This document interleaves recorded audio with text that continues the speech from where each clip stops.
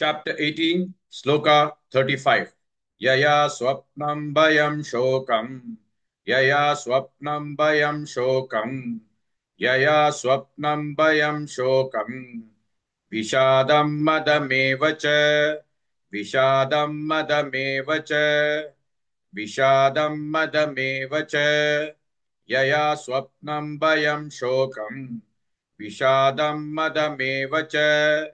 Yaya swapnam bayam shokam.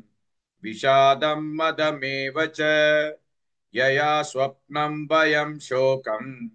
Vishadam madameva cha. Yaya swapnam bayam shokam. Vishadam madameva cha. Yaya swapnam bayam shokam. Vishadam madameva cha.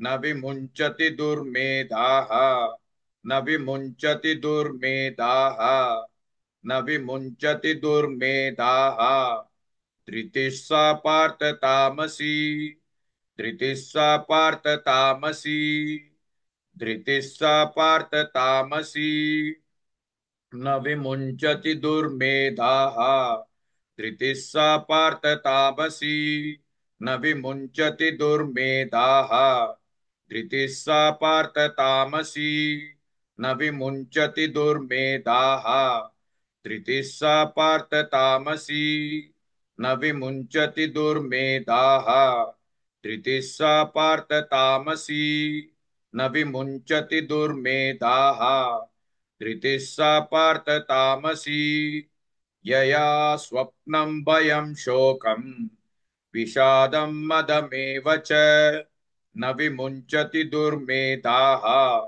धृतिः सा पार्थ तामसी.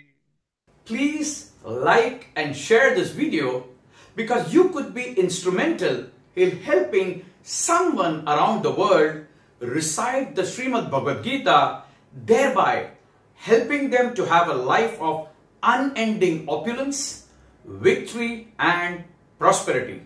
This is mentioned in chapter 18, Sloka 78. Yes, don't forget to buy my book, Leadership Can Be Child's Play.